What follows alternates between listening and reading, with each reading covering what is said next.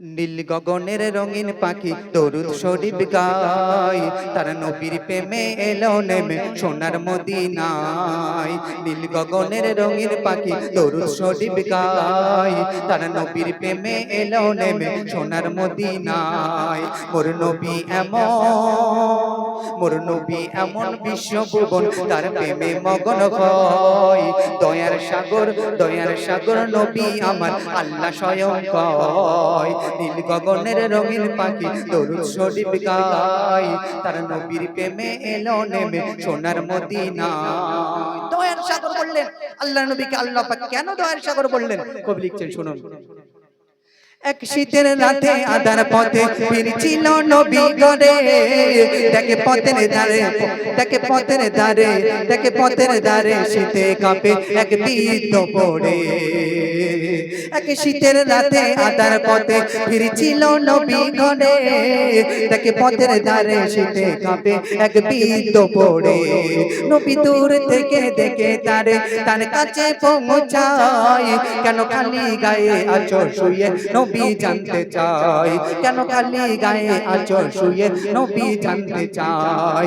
দানা পানি খাইনি দুদিন গো, দানা পানি খাইনি দুদিন পড়ে আছি রাস্তায়, ঘৃণার চোখে আমায় দেখে সবাই চলে যায়, দেখো সবাই চলে যায়। আমি পাপী, আমি পাপী শীতে কাঁপি বোকা অবস্থায়, তোমার গায়ের চাদর আর একটি খেজুর দাও শুধু আমায়। নীল গগনের রঙিন পাখি দরুদ শরীফ গায়, তার নবীর প্রেমে এলো নেমে সোনার মদিনায়। ও নবী, তোমার গায়ের চাদরটা আমাকে দাও, সব আমি পাপী রাস্তার পাশে পড়ে আছি, আমি বিদ্যালোক, আমাকে সবাই দেখে চলে যায়, কেউ আমাকে সাহায্য করে না, তোমার গায়ের চাদরটা আমাকে দাও আর একটি খেজুর আমাকে দাও, আমি 3 দিন ধরে কিছু খাই না। তারপর কি করছেন শুনুন। 70 তালি সেলাই করা, 70 তালি সেলাই করা নবীর গায়ের চাদর, 70 তালি সেলাই করা নবীর গায়ের চাদর, 3 দিন ধরে বাঁধা ছিল নবীর পেটে পাথর। 70 তালি সেলাই করা নবীর গায়ের চাদর, 3 দিন ধরে বাঁধা ছিল নবীর পেটে পাথর। নবীর চাদর তুলে পাথর দেখায়, খেজুর কাছে নেই মোর, ওই বিদ্যার গায়ে পরিয়ে দিল নিজের ছেঁড়া চাদর, ওই বিদ্যার গায়ে পরিয়ে দিল নিজের ছেঁড়া চাদর। এই দৃশ্য দেখে জিবরিল আমিন গো, এই দৃশ্য দেখে জিবরিল আমিন খোদাকে জানায়, কাবার চাদর কি পরিয়ে দেব তোমার মুহাম্মাদের গায়ে, তোমার মুহাম্মাদের গায়ে। আল্লাহ বলে আরশ থেকে, আল্লাহ দেখে জিবরাইলকে থামায়, এই ঘটনার আসল রহস্য সে যেন নবীকে জানায়।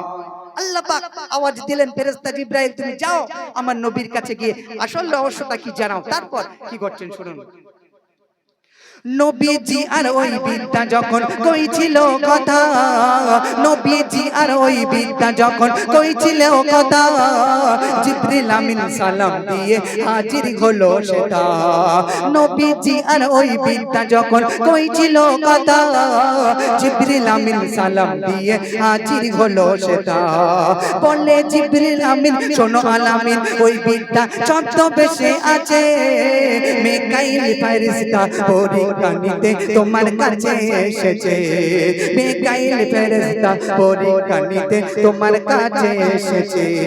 তোমার উপর খোদা এত খুশি গো, তোমার উপর খোদা এত খুশি, তাই আমাকে পাঠায়, জান্নাতি খেজুর নিয়ে এসেছি খাওয়াবো তোমায়, আমি খাওয়াবো তোমায়। খেজুর গুলো নবী নিয়ে নিল নিজের ছেঁড়া জোপায়, বলে ফাতেমা বেটি আছে ভুখা অবস্থায়। নীল গগনের রঙিন পাখি দরুদ শরীফ গায়, তার নবীর প্রেমে এলো নেমে সোনার মদিনায়। শেষ কথায় কবি লিখছেন, এমন জামানা পায়ে পায়ে গোনা, এমন জামানা পায়ে পায়ে গোনা, আমি পাকা গোনাগার। ওই গোনার ওই শয়তানের গোনার দোকানের আমি পাতা খরিদার। এমন জামানা পায়ে পায়ে গোনা, আমি পাতা, এমন জামানা পায়ে পায়ে গোনা, আমি পাকা গোনাগার।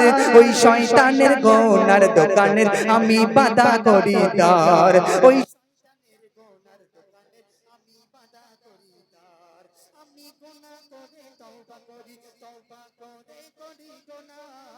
শুধু শয়তানকে দোষ দিয়ে পার পাওয়া যাবে না, শুধু শয়তানকে দোষ দিয়ে পার পাওয়া যাবে না।